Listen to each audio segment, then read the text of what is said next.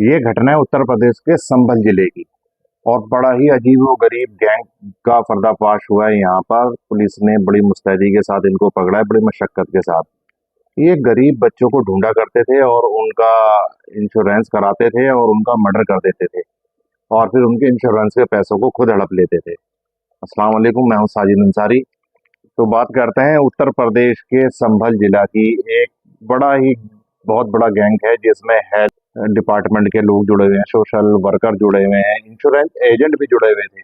ये करते क्या थे, ये जैसे कोई अनाथ बच्चा या लावारिस बच्चा होता था या कोई जैसे अनाथ होता था उसको अपने पास ही अडॉप्ट करते थे और एक आध महीना उसकी परवरिश करते थे, अच्छे कपड़े पहनाना, खिलाना, साथ अपने घर में रखना और अपना फैमिली मेंबर बताकर ये उसका 2 करोड़ रुपए का इंश्योरेंस ले लिया करते थे।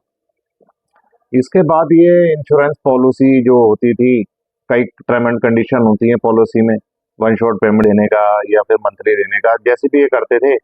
तो एक दो ईएमआई पे करने के बाद में ये उस लड़के को एक्सीडेंटली मर्डर कर देते थे।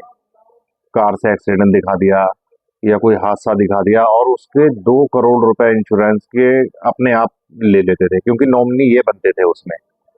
अब बार बार इस तरह की घटनाएं हो रही हैं और इंश्योरेंस कंपनी को जो है अमाउंट पे करना पड़ता था, तो वो भी परेशान थे कि कैसे हुआ।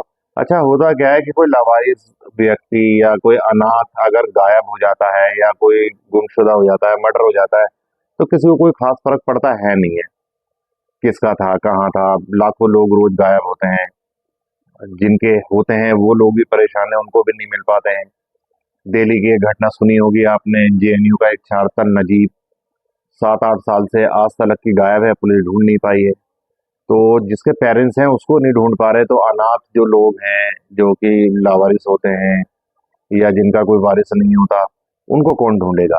तो ये गैंग सिर्फ इन्हीं लोगों को टारगेट किया करता था और टारगेट करने के बाद बड़े अच्छे से अपने घर पे रखते थे, जैसे अडॉप्ट किया हुआ है, और अपनी फैमिली का मेंबर बना के आधार वाधार उसका बनवा करके। और ये बड़ी पॉलिसी लेते थे, 2 करोड़ 3 करोड़ रुपए की पॉलिसी लेने के बाद में उसको एक दो ईएमआई पे की और उसके बाद ये मंसूबा बनाने लगते थे कि इसका कैसे कत्ल किया जाए ताकि एक्सीडेंट लगे, जो हमें पॉलिसी का लाभ मिल सके। इसमें महिलाएं, पुरुष, लड़के, काफी बड़ी गैंग थी। सुनने में आया है पुलिस के रिकॉर्डिंग, ये 100 करोड़ रुपए इंश्योरेंस कंपनी से ले चुके हैं आज तक की। अब सोचिए, 100 करोड़ रुपए ले चुके हैं तो कितने लोगों का कत्ल कर चुके होंगे ये लोग। और ये सक्रिय है गैंग, और इन्होंने बड़े पैमाने पे लोगों को कत्ल किया है। जब इंश्योरेंस पॉलिसी ने संभल जिले के बार बार इलाके में ये घटनाएं देखी तो पुलिस को सूचित किया। पुलिस ने इन्वेस्टिगेशन किया तो इस गैंग का पर्दाफाश हुआ। इन्होंने कबूल किया कि हाँ, हमने लोगों का इंश्योरेंस कराया। हम ऐसे लड़कों को देखते थे जो फेरी वाले हैं, गरीब हैं, जिनके माँ बाप नहीं होते थे, उनको हम टारगेट करते थे और उनको अपने साथ अडॉप्ट कर लेते थे। उसके बाद में हम उन बच्चों को परवरिश देते थे, अच्छे से रहन सहन, खाना पीना, और उसके बाद फिर हम उनकी पॉलिसी करा देते थे।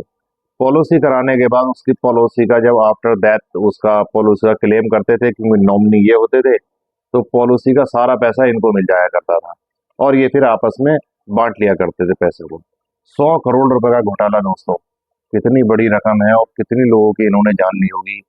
समाज सिर्फ पैसे के पीछे भाग रहा है, इंसानियत नाम की कोई चीज नहीं है दुनिया में।